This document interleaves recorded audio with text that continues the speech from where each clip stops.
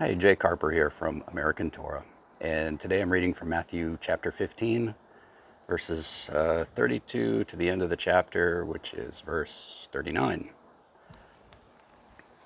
Um, in the previous chapter, Yeshua fed the 5,000. This is the story of feeding the 4,000. So then Jesus called his disciples to him and said, I have compassion on the crowd because they have been with me now 3 days and have nothing to eat, and I am unwilling to send them away hungry lest they faint on the way. And the disciples said to him, Where are we to get enough bread in such a desolate place to feed so great a crowd? And Jesus said to them, How many loaves do you have? They said, 7, and a few small fish. And directing the crowd to sit down on the ground, he took the 7 loaves and the fish, and having given thanks, he broke them and gave them to the disciples, and the disciples gave them to the crowds. And they all ate and were satisfied.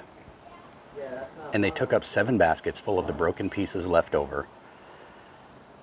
Those who ate were 4,000 men, besides women and children, and after sending away the crowds, he got into the boat and went to the region of Magadan. All very similar to the previous story about feeding the 5,000, but there are some key differences.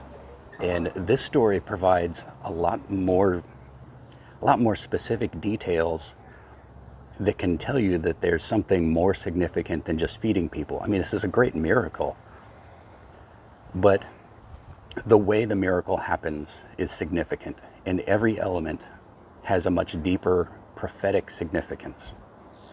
So first, Yeshua has great compassion on the crowd, and this is why he's there. He's there because the crowd has been with him for 3 days and has nothing to eat. Israel left Egypt.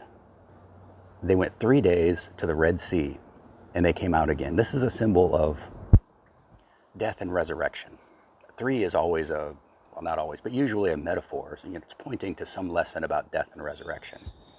Here, these are people who have been called out of the world, and they have been made into God's people. Once you were not a people, and now you are a people. But the spiritual leaders who are supposed to be guiding and feeding these people are not doing their job. They're hungry. And so Yeshua says, they're here with me now.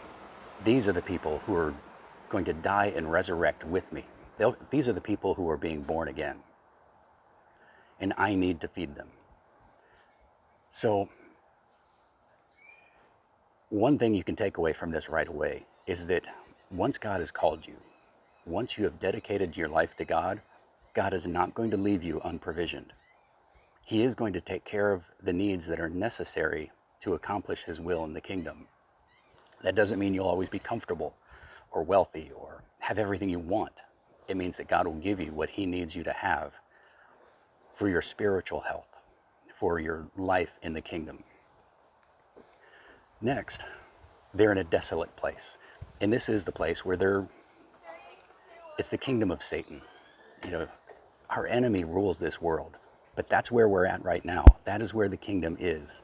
It is growing in the very place that death reigns.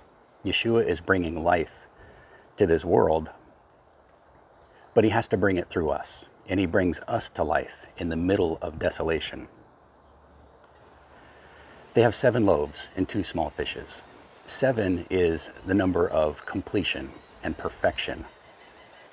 And loaves represent people. In this case, this is the body of Yeshua, again, just like in the feeding of the 5,000. But here, it's not a reference to the nation of Israel and the 12 tribes. Here, it's a reference to the perfection of Messiah himself. He is perfect. He is complete in himself. He obeys the law perfectly, never sins, even though he's tempted. And his life, his flesh, the breaking of his flesh, resolves all spiritual hunger.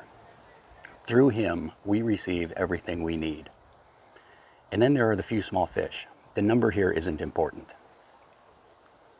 Fish are a difficult thing to interpret. I think I mentioned that in my video about the feeding of the 5,000 also. But the fish are also feeding the people. This is part of the sustenance of God's people. So this is something that God is sending to feed them, to help them. They're not the Messiah. But think about where fish come from. Fish come from waters. And in Scripture, waters often represent chaos or the deep, the fearful things of the world, death, and the powers of the nations. The fish come out of the sea, and he's preaching here by the shores of the Galilee.